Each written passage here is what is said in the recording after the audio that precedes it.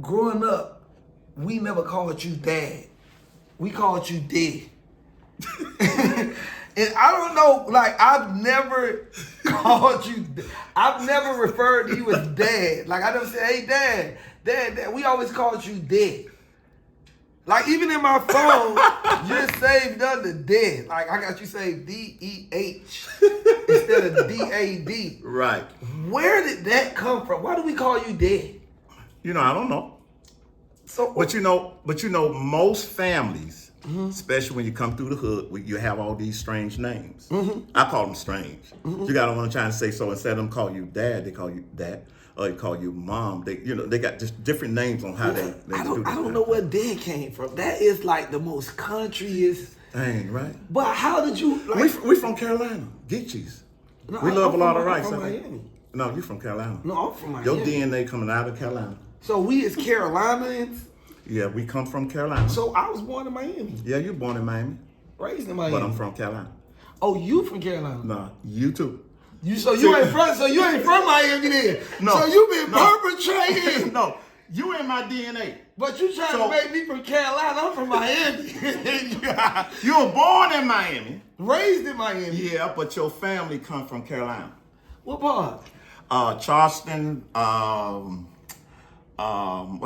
Charleston and King Street, and those places like that. So if y'all, now, hold on now, I just got some new information. So if it's any McFattens in the Carolina, South Carolina area, what's up, cuz? Y'all tap in. I'm y'all cousin. He just told y'all I'm y'all cousin.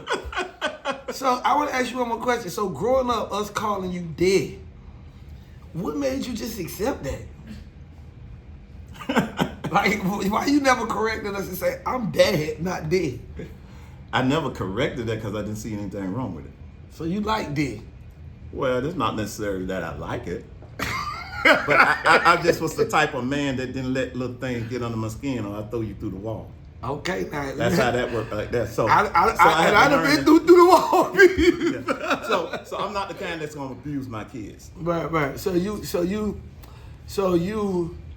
just accepted Dad. You probably thought we had a little malfunction, huh? No.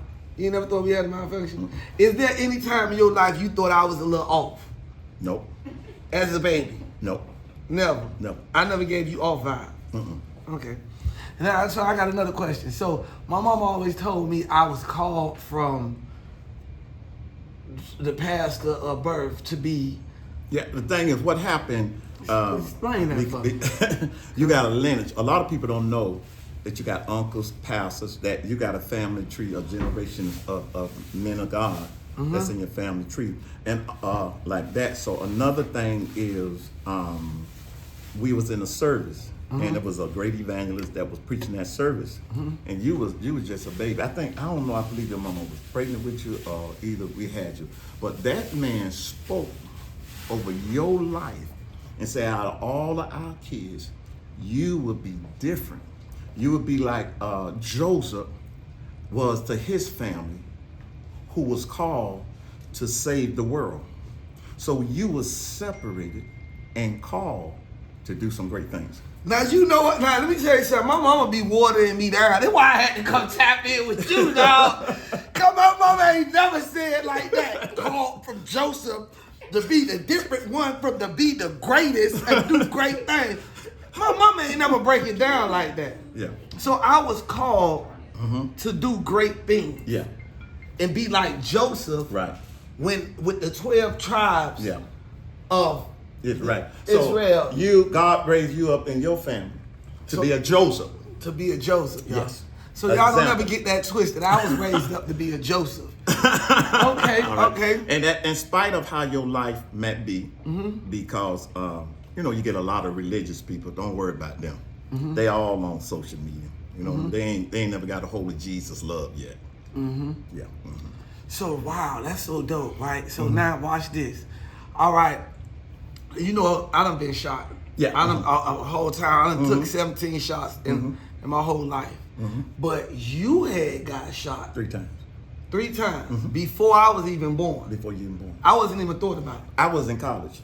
But this what I heard. I heard you was riding around with it. It had something to do with a girl, right? No, them Negroes. Excuse me, So- I almost say nigga. No, but I'm saying, was you? Excuse me, no, I won't ride around. We was at a party. We was coming back home, right? And I'm gonna be real. I'm gonna tell you what the deal was. Here I am, about 19. I'm supposed to be saved, sanctified, filled with the Holy Ghost. I went to college. Ooh, man, I couldn't keep my eyes off that girl because the church then, I ain't gonna put them down the way those traditional churches. But anyway, that girl was bad as I don't know what. She helped register me, okay? And she wasn't bad. And be honest with you, when I was out trying to fornicate. Oh, you was on the fornication mission. No, I had her out. A fornication mean I was trying to have sex with her, y'all. Ooh. Yes, I was a preacher then, and I'm still a preacher now. Hallelujah. Let me show you something now. Show me. I was 19, boy. It ain't nobody taught me anything when I got 12. Nobody told me when I started wanting to see a woman in 16 and 13. So I don't know what the hell was going on with me. Okay. But I know one thing, I wanted that. And so the thing is, I got with her. My mama told me, now you better not let this heifer get you out. You know how we talk. You know what I mean? And then I wouldn't leave her alone. She said, this girl gonna be the death of you. Ooh. Because she knew you in college and this gonna just interrupt. And it did. So we were going out, coming back. And when I would get out of the car, because I always was a dresser, when I had money, I was always like that. I like that. That's like me. I'm always look. The apple don't fall too short from the tree. Go ahead. Right. So the thing was, man, I went to this party. We came back, and you know, you got the new projects, you got the Canyon, and you had the old project. You know, you had a lot of gangs. So you know, man, I'm around there all dressed up. I had my own car. Man, them Negroes came down the street, and I knew I was getting out that car. And that dude pulled that gun on me. I was doomed. As soon as he pulled it, bam! Hit me here, dropped me. That went across my heart. I jumped up and run. He kept shooting. Shot again. Hit me here. In the back. In the back. Came through. It went through you. It went through here. Tore out some of everything. The last one here. Bam! Hit you in the head. Yeah, but and then In the back, so you got shot in the back of the head. Yeah, back of my, and then the Negro was over me, click, click, click. I could hear him. He ain't had no more bullets. So what he did, he went and picked up a rock. I was halfway, still hanging in there. And he bammed it and crushed all of this. Everything on my right side is plastic surgery. I couldn't see in that eye. I had surgery on that. Yeah. That's crazy. This the same thing with me. What's crazy, I'm getting tears in my eyes. Because when I got shot up, right? They beat me out, they kicked me like that. Like this is plastic surgery on this eye, this jaw, and I couldn't like this through the whole vision. This whole eye was blue. That's crazy. Yeah, because I was blind in this one. They flattened this. All this is plastic surgery. You got what I'm trying to say? I can see now and stuff like I had stuff. Them when they emptied the gun, they knew I kept breathing. Boom, boom, boom, and I gone. I was dead for 2 hours, boy. 2 hours. My mom and everybody was out. They had the darn sheet over me. My family had to see that mess. And the church folks didn't give up on me. They came too. You can always depend on God, boy. It was nothing but His mercy. Watch this here. I should have been there. You know what I mean? A lot of people want to make you think when you're a young pastor, you're a pastor. No, all of these people got issues. I don't know why we preach when Jesus done died for everybody. We still under construction till Jesus come. That's the issue I had when I was young. That thing dropped me. I was dead. And for some reason, after 2 hours, I mean, Dodo and all my friends was out there. They say, man, they had that shit on you, man. Your mama was just passing out. And next thing you know, I started moving. And that's when they snatched me up and ran me to the hospital. They took the sheet from over me. I was dead by 2 hours. But let me tell you what happened to them dudes. You know, you know the family I come from. I know. Yeah, we don't play that. Do you know what I like to say? You got some killers and some. No. We ain't gonna talk about that. No, but you know what I like to say? Let me tell you what happened to them dudes. That the same thing that happened to the dudes that did to me. What? God eliminated our ops. God eliminated your ops. Yeah, it did. I ain't gonna tell you who it came through, but they Exactly. got them. And I told him, I told him don't do it. But I was through, man. I was there. I had the BIM on my side. You had the bag, the colossal bag, the colossal bag. That was gonna be on me the rest of my life because the bullet tore out some internal organs that connected that, like that there. So when I got back to church, your uncle, the bishop, he prophesied to me and told me that God gonna open up my eye. He's gonna create a new organ to put in me. That's what he told me. Now I'm telling you now, I went there and that happened just like that. And so now I'm 66 with nothing missing, nothing broken, 180 pounds. And it ain't crazy in my head. But I did go through now. That's the part there. So we something similar, right? No, and listen, that's not similar. That is, look, let me show you something. It's crazy. I'm telling you, my eyes getting watery. I'm feeling this. When I got shot up, it had something to do with a woman. It had something to do with a woman. You feel what I'm saying? A woman was with me on this one. But that's what I'm saying. The woman was with you, but you was with a woman, but I was going to see a woman. Yes. You know what I'm saying? So it was like both of us being shot up had something to do with a woman. I got shot in the face and in the scalp. You understand what I'm saying? I died. I was dead in the apartment. They left me in there. And a neighbor came and found me inside. I don't even know how long I was even in there. You understand what I'm saying? So it's like, and guess what? I went blind in my eye, and they restored my. I remember that. I remember. Yeah. So it's like, it's just crazy that to know that, you, and that's crazy. It is. It's crazy. And then Pitch Black got shot before. My brother got shot too. That's right. He didn't get shot as bad. Got shot, right? He didn't get shot as bad as us, but he got hit one time, but they knew not to hit him though. Free Pitch Black. Hey, listen, my mama was packing. My mama I consider was the gangster in the hood. Yeah, she'd fire her gun in the And this was in the projects, y'all. Yeah, this was Miami, Scott Projects. You know what I'm saying? This is the real projects of the 80s, 70s, 60s, 90s of Miami era. Yes, sir. A lot of young people my age, my son, murder, kill, or things happen. But it was a lot came out.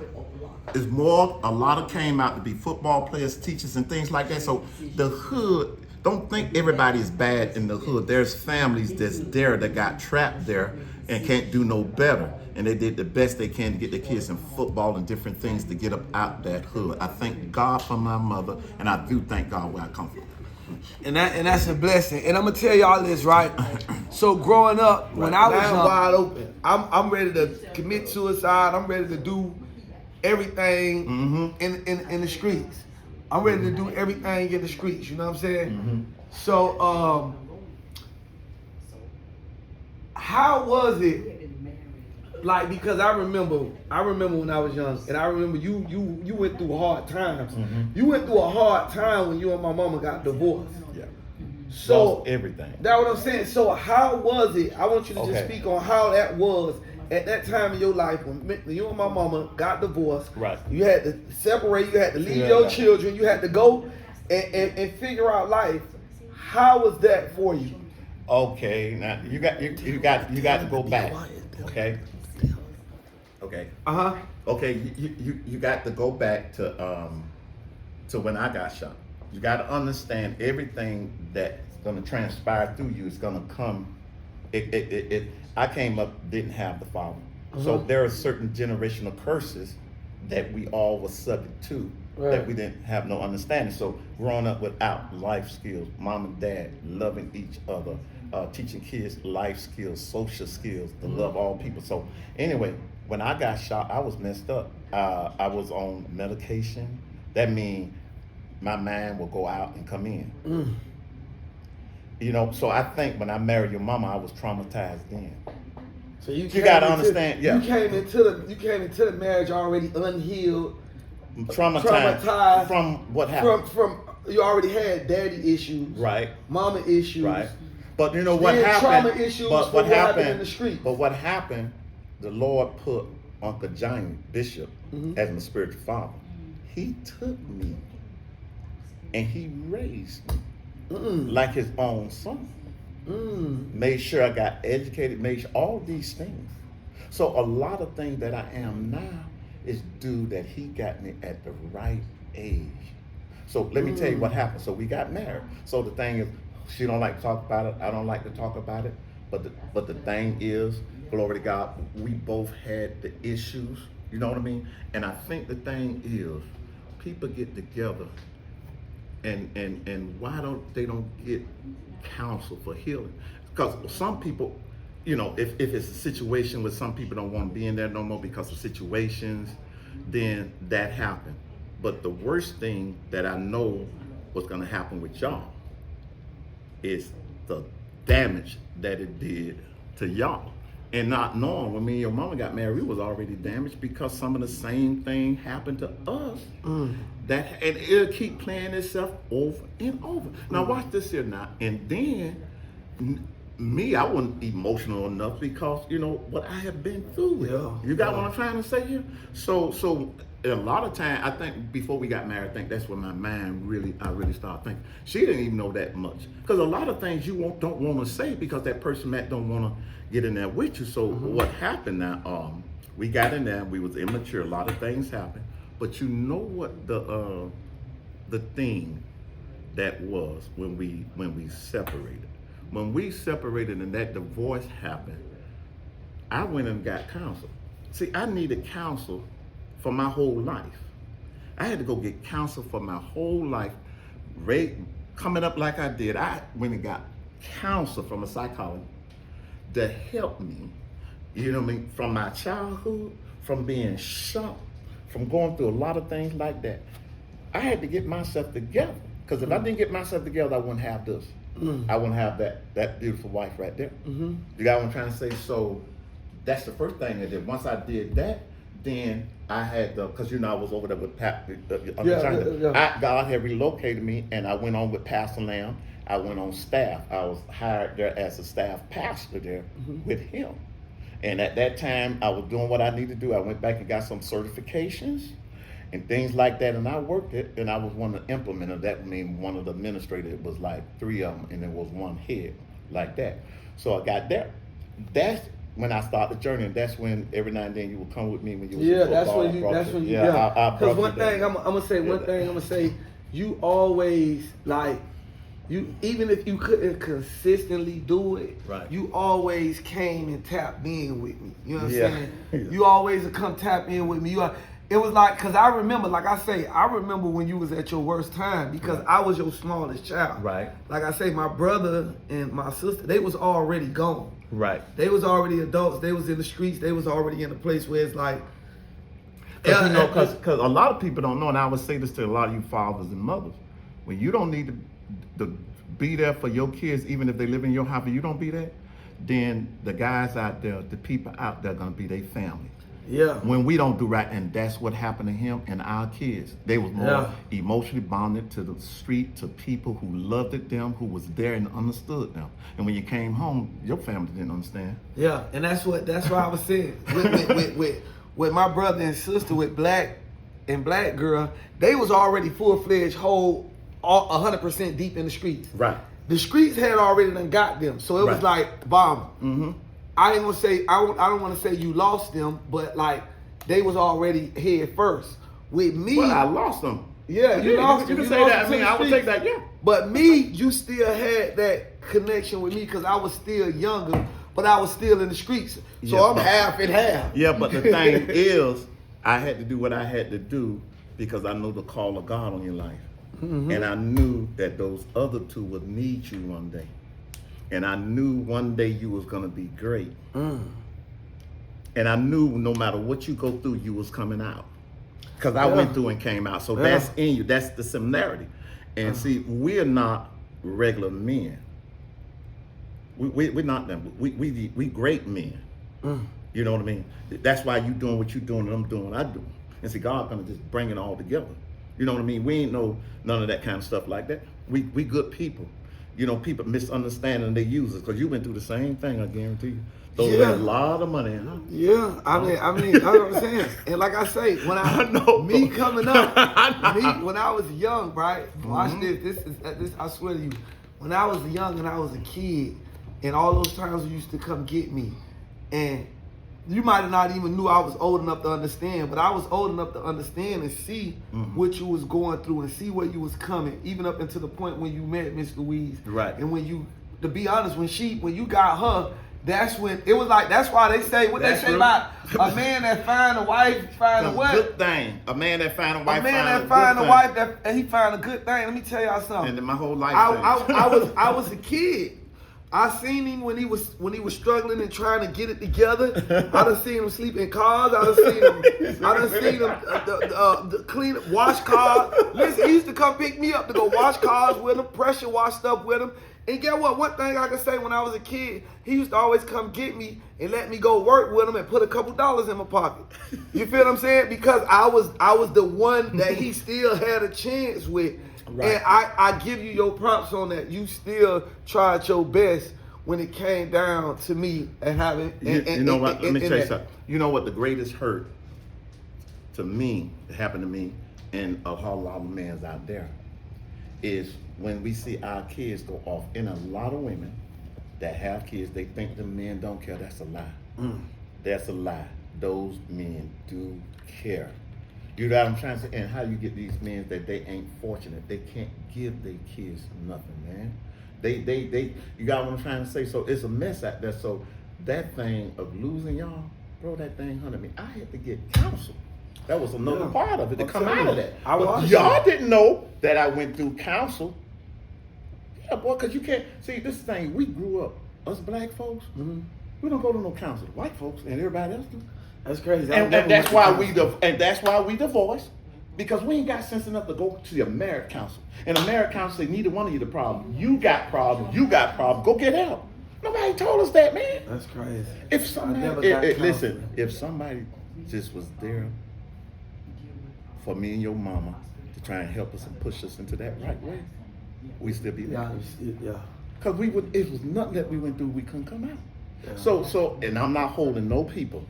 No, definitely. And so that was another thing, because your mama, I love the ground. Boy, you don't even know. That was my first love. You got my friend? You crazy? That's my first love. The first time I lost myself was your mama.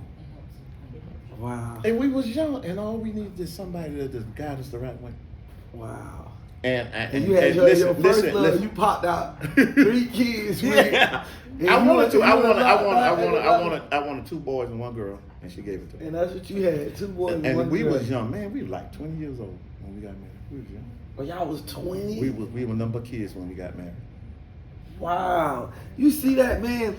Like that's amazing, because to be able to listen to a person that come from an era of marriage at 20 years old, like we not doing that no more. No, like the world ain't like that no more. No, they ain't like that no more. Man, you know what? And it's like I'm glad that I'm even glad for this conversation, because it made me feel good, because I'm able to tap in into elements and parts of you and even my mama that I didn't even know about. You feel me? Yeah. And you gotta understand, our marriage wasn't bad. It's that you didn't know how to work with issues. I think that I probably needed to go get counsel because I was traumatized. But see, nobody. What I know now, I wish I knew then. Because and do you know how it feel to have a son in prison? Do you know? Do you know I had to get counsel? Do you know? And you know what I'm doing? I say to myself, when I leave here, y'all ain't gonna have to worry about nothing. I'm gonna make sure that. And that one in prison when he get out. Because this time right now, I'll be there for my kids. Yeah, and it's tough, man. You feel me? And that's how I say, and like I say, I just look at it like, sometimes we grow up, like when I was growing up, I used to resent you as a kid. I used to be like, man, you know, like every other young kid that was coming up that grew up, if they dad wasn't 100% present, it was F my daddy, this, that, and the third. But then when I got older, and I look back at like life. I even look back at all the attempts you made when you was trying. You know what I'm saying? Even when you was trying, and you know it wasn't easy, but you was trying your best. It just made me look at the situation like in a whole different light. Like, you know, you was trying to figure it out. Like my mama was trying to figure it out. Like everybody was trying to figure it out. Everybody was trying to figure it out. Y'all was just trying to figure it out. We didn't come with a rule. It ain't come with a rule book. Could I tell you something? Half of the time you didn't even know what the hell you was doing. Yeah. Because if you get married 20 years old, we didn't.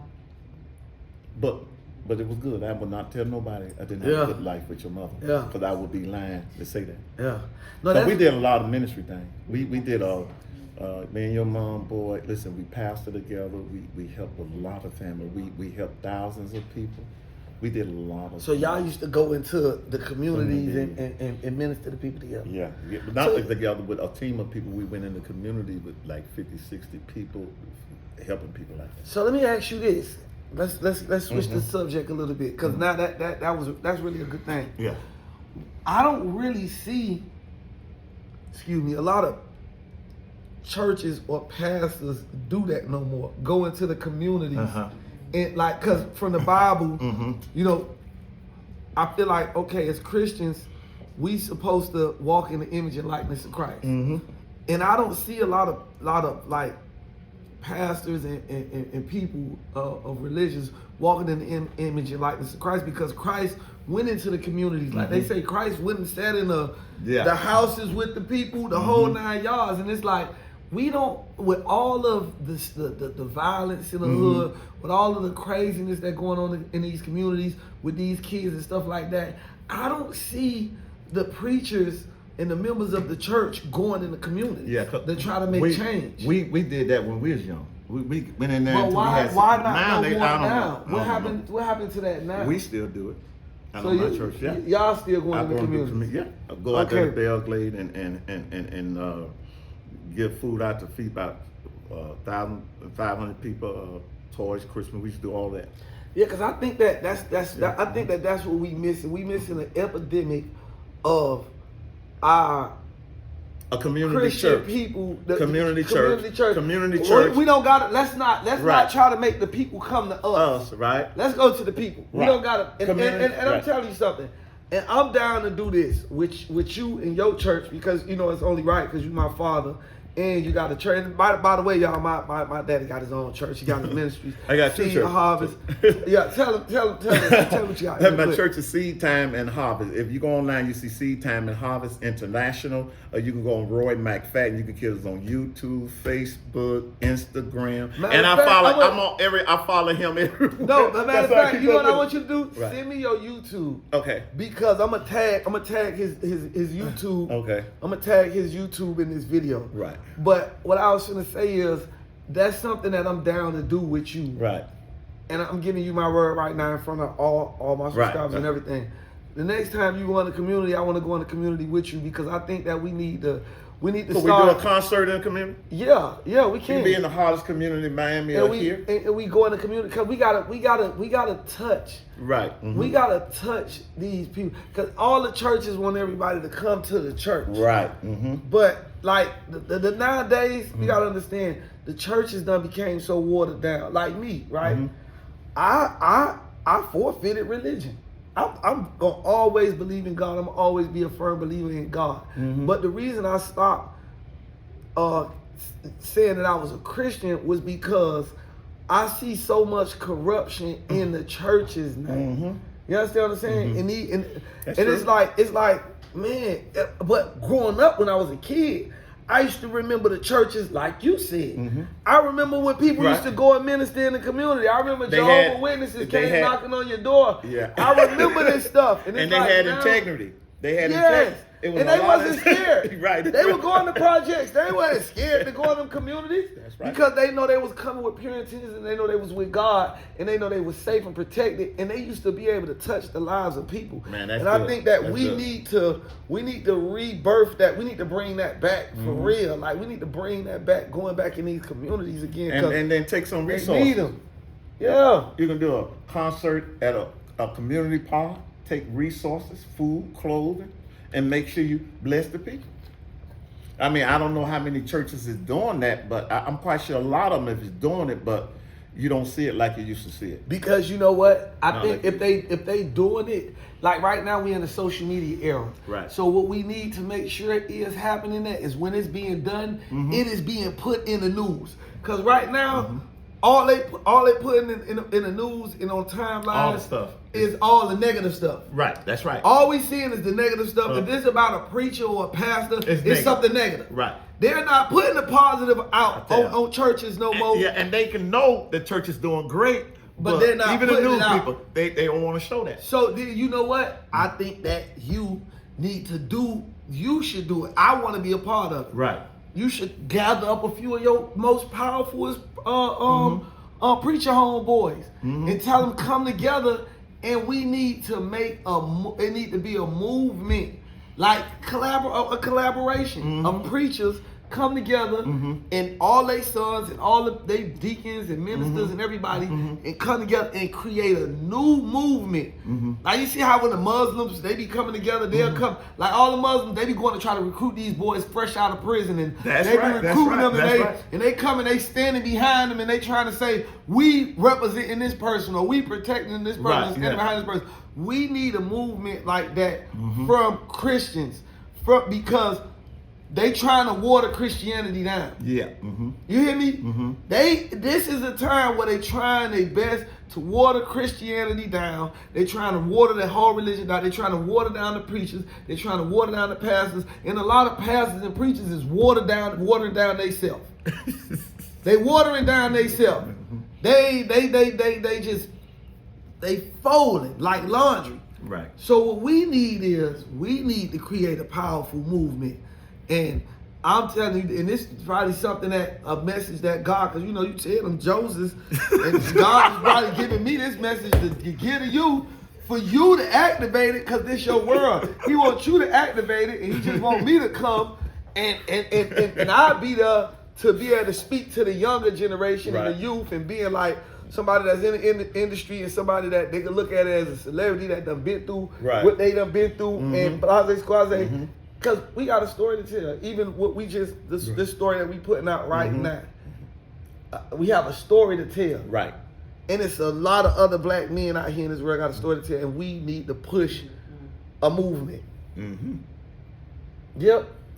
You're right. A father and son, dead and his son.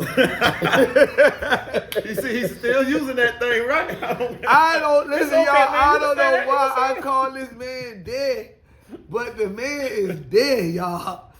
I can call my sister right now on the phone, and I be like, sis, and she'll say, I say, where you at? I be like, I'm at dead house. Oh, you at dead house?